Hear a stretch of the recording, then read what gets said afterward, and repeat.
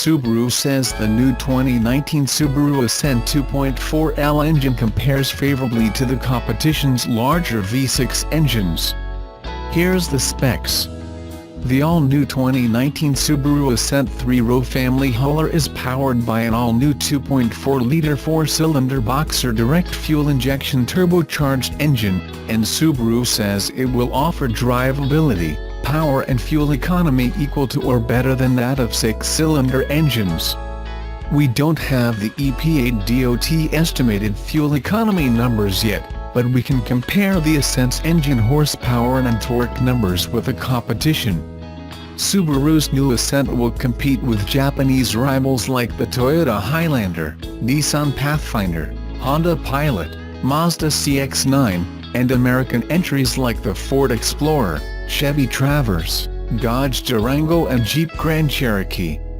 Most come standard with a V6 engine, but Ford and Mazda also have four-cylinder turbo engines.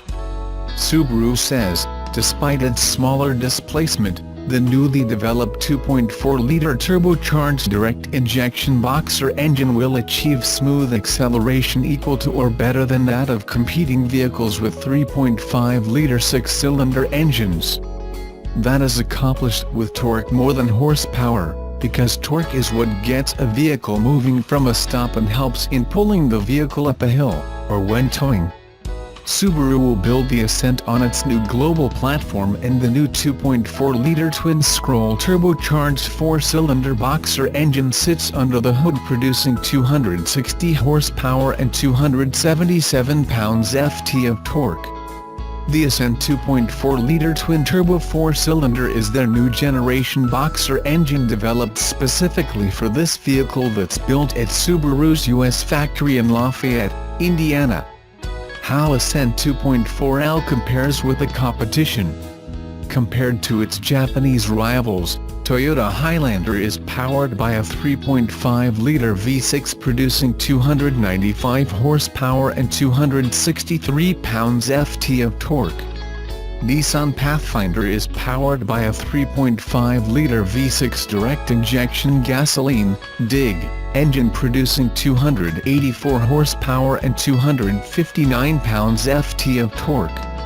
Honda Pilot also gets a 3.5-liter V6 engine producing 280 horsepower and 262 pounds-ft of torque.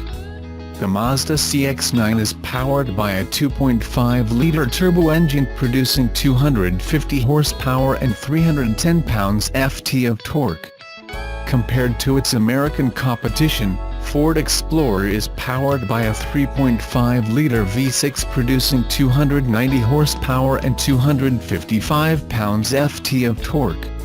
Explorer also gets a 2.3-liter turbo producing 280 horsepower and 310 pounds-ft of torque.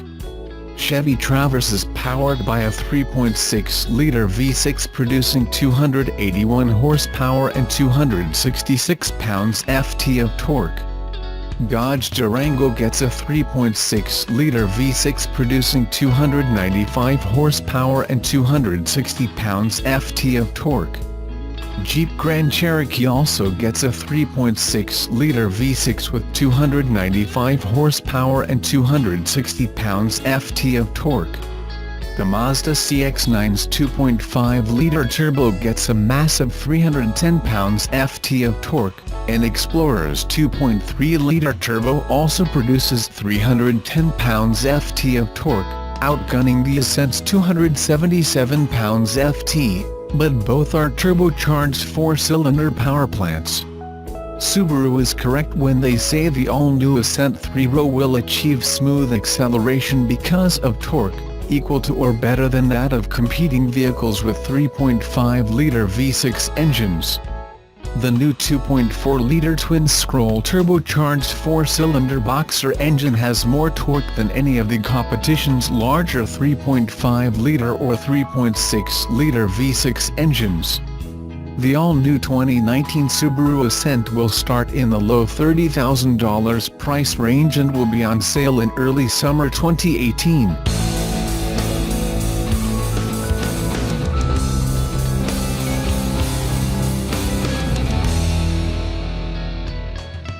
The all-new 2019 Subaru Ascent gets a technology called VDC. What is it and why do families want it? With the new 2019 Subaru Ascent 3-row crossover just uncovered in LA, many families will be taking a look.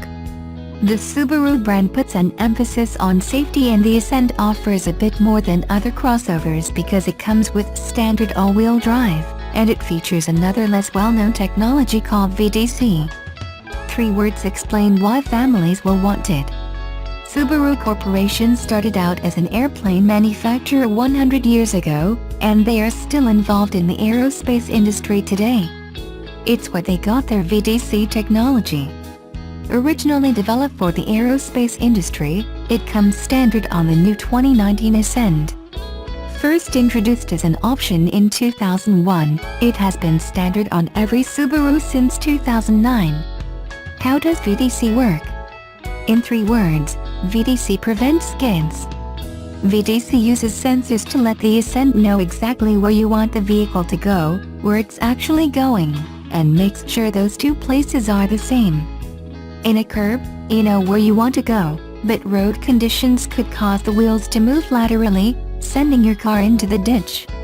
If this happens, VDC will reduce engine power and/or apply the brakes to slow down individual wheels, pulling your car back into your intended path through the curve.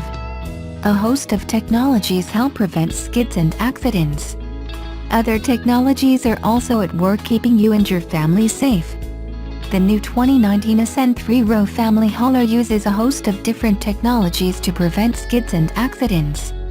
Electronic Stability Control (ESC) helps you stay in control due to unexpected understeer or oversteer by applying individual brakes, reducing engine power, and shifting torque distribution to regain vehicle stability, therefore aiding driver control. Traction Control System (TCS) reduces engine power to minimize wheel slip. TCS Limited Slip Device (LSD) transfers power from the wheels that slip to the wheels that grip to help maintain traction and control.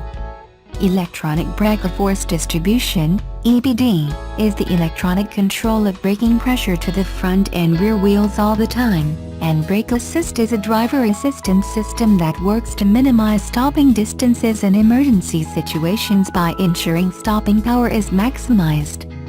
The new 2019 Subaru Ascent comes standard with vehicle dynamic control technology that, in a nutshell, helps prevent skids. If you are in Los Angeles, check out the Ascent at the LA Convention Center, December 1st to 10th.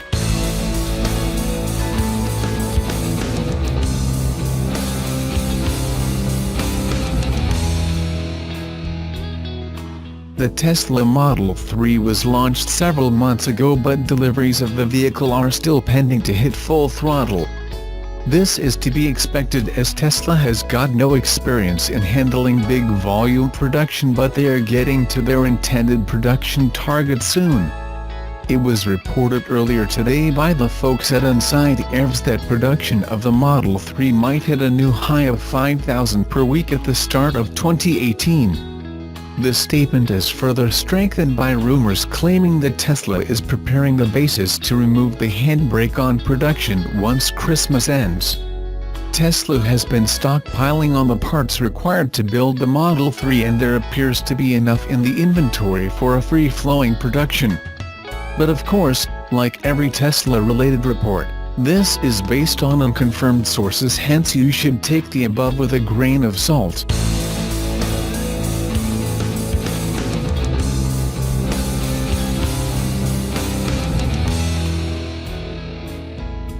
This year, upstart automaker Tesla faced its biggest test yet, introducing the Model 3, CEO Elon Musk's long-promised electric car for the masses.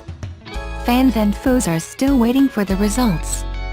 Model 3 production and deliveries have lagged far behind expectations. Musk handed over the first batch in late July at Tesla's Fremont factory, and the company confidently predicted it would build 1,500 in the third quarter, revving up to 5,000 per week by year's end. Instead, the company made just 260 in the third quarter, averaging fewer than 3 per day. Those delivered went to Tesla employees who had ordered them, with the employees serving as testers to shake out any bugs in the cars. Tesla confirmed last week that non-employee deliveries are finally beginning to take place. Fourth quarter production and delivery numbers will likely be released next week. For Tesla, the first new American car company in decades to survive infancy, 2017 was supposed to be a time of transition, from boutique automaker for the rich to a mass-market player. Musk's goal is nothing less than shifting the world to sustainable transportation, and he has grand plans to crank up manufacturing for all three of the company's models, to the point where Tesla can build 500,000 cars in 2018. Even for established automakers, introducing a new model is not easy. And if the Model 3 is a test for Tesla, analysts say the company and Musk have yet to pass it. "I want to see him start executing and delivering on those fantastic ideas of his," said Rebecca Lindland, senior analyst for the Cali Blue Book Auto Information Service. She has a personal stake in Musk's ability to deliver. She's one of an estimated 400,000 people who put down $1,000 apiece to reserve a Model 3. "I'm somewhere in the 300,000 range, so I'm not waiting in my driveway," Lindland said. Elon tends to overpromise. When he does deliver, it's usually pretty good. The Palo Alto company gave true believers plenty to savor this year. Even as the company worked to ramp up Model 3 production, Musk unveiled the design of an electric semi-truck and a revamped version of its original car, the Tesla Roadster. The Model 3 itself wowed early reviewers with its spare interior, whose dash has almost no controls other than a broad touchscreen. The company also plugged the world's largest lithium-ion battery pack into Australia's electricity grid to guard against blackouts. Musk promised Tesla could complete the installation in 100 days or the pack would be free. The job took 60 days. Tesla installed a smaller grid-tied battery pack in Southern California, and used a combination of solar panels and batteries to restore electricity service to a children's hospital in Puerto Rico, after Hurricane Maria demolished the island's power grid. And yet, the Palo Alto company continues to bleed money. Tesla has only recorded 2 quarterly profits in its 7-year history as a publicly traded company. For the first 9 months of this year, Tesla lost $1.29 billion, compared to $553.6 million during the same period of 2016, as the company labored to expand production. Bloomberg estimated last month that the company was burning through $8,000 per minute. "The free cash burn has been very large this year," said David Whiston, an equity analyst for the Morningstar research firm. "It's more than a sense that it's getting worse. The math is there, every quarter." But those continued losses have not weighed down the company's stock. Neither has the Model 3's slow rollout. Tesla shares soared nearly 50% this year, trading well above $300 per share most of the time. "You're buying this because of what you think the company is going to look like in 2030, not how many cars they ship next quarter," said Whiston. "We think the company should issue more equity now to deal with the cash burn. Balance sheets are the kind of thing nobody talks about until it's too late, so I'd rather see them take that risk off the table." Tesla's solar unit, known as Solar City until Tesla bought it in 2016, saw declining installations during the first 3 quarters of 2017, as the company stopped door-to-door sales and focused instead on selling solar systems through Tesla's stores. While acknowledging the drop in installations, the company said in financial reports that the profit margins on its solar products were improving. Musk, meanwhile, continues splitting his time among several companies, a practice that has led skeptics to wonder if his attention is sometimes stretched too thin. Besides Tesla, Musk runs rocket maker SpaceX, and in 2016, he founded the Boring Company to improve urban traffic by tunneling under cities. For 2018, the question for Musk and Tesla will be whether they can answer the challenge of mass-producing a high-quality car. Production at the Fremont factory, which now employs nearly 10,000 people, has increased this year, just not as quickly as the company had hoped. In the first 3 quarters of 2017, Tesla delivered nearly as many cars, about 73,150, as it did in all of 2016, when it delivered 75,890 vehicles. The company, analysts say, must avoid the missteps of its last vehicle launch, the Model X SUV. Production and deliveries took months to ratchet up, and even when they did, early buyers complained of glitches, particularly with the car's distinctive gull-wing doors.